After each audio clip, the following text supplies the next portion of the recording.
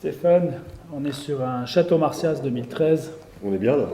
un vin qui nous a beaucoup marqué et je pense qui marque également un tournant dans la page enfin dans l'histoire du domaine. D'une part parce que nous avons lancé un deuxième vin, le Becca de Marcias, ce qui était une nouveauté dans notre gamme. Et deuxièmement parce qu'on a introduit le Cabernet Franc pour la première fois. Et là, je peux le dire, c'est un vin qui est d'une très très grande élégance, une grande finesse. À ta santé. Ouais, santé.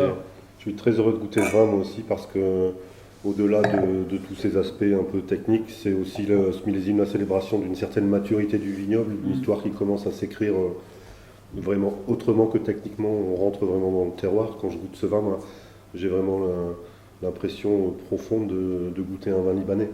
Parce que moi, quand je viens au Liban, pour moi, le Liban, c'est le soleil. Et il y a du soleil dans ce vin, c'est très mûr. Et il y a aussi beaucoup de fraîcheur. Donc tout de suite, on peut penser au lieu, on peut penser à l'altitude, à ces nuits fraîches, on peut penser au calcaire aussi, qui donne cette finale toujours un peu saline. Et c'est vraiment les vins qu'on voulait faire, finalement. C'est un peu sur ce sujet-là qu'on s'est engagé. C'est la première année où on arrive vraiment à exprimer un vin qui, pour moi, est identitaire, profondément libanais, comme je l'ai dit, mais aussi qui relève un peu le défi de l'époque, quoi. Parce qu'aujourd'hui, c'est un peu ça. On a des sujets de réchauffement climatique et de garder de la fraîcheur, c'est de plus en plus difficile. Nous, on a relevé ce défi avec un vignoble relativement jeune. Et c'est quand même une coupure de style, je pense, avec les vins qui se faisaient au Liban. C'est une nouvelle génération de vins qui, je trouve, est très très installée dans son siècle et dans son époque.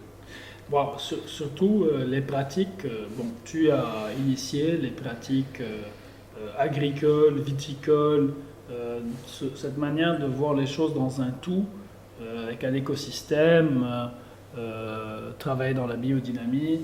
On peut pas comment dire, définir un vin sur la pureté sans avoir soi-même une certaine pureté quant aux soins qu'on va apporter à la vigne, à la réflexion qu'on va avoir sur la vinification. Pour moi, c'est un tout, et s'il y a une cohérence dans la dégustation de ce vin, j'ose espérer qu'elle reflète un petit peu tout ça. Toute cette notion, évidemment, de connaissance technique, biologique, de respect, peut-être aussi un peu d'amour qu'on a mis dans ce projet. Tout ça, ce sont des choses qui sont importantes. Le vin, c'est toute cette complexité.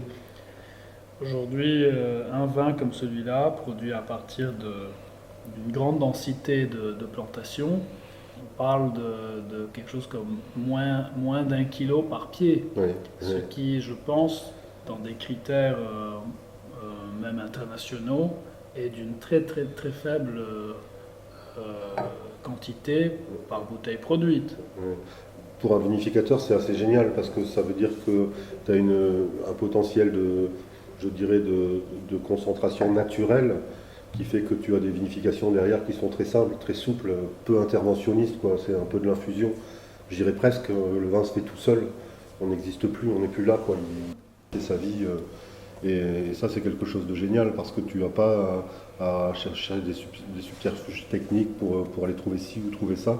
Le focus sur la vigne, ramener un raisin très sain, le faire le plus naturellement possible, c'est, moi, je pense, la clé de faire des vins qui vont inspirer cette naturalité aux gens qui vont les boire. C'est super. En tout cas, le résultat est là. Grande élégance, grande finesse. Un vin qui aura un potentiel de garde, je suis sûr, de plusieurs dizaines d'années. Ouais, et puis surtout pour le domaine, le début d'une longue et belle histoire. À ta santé.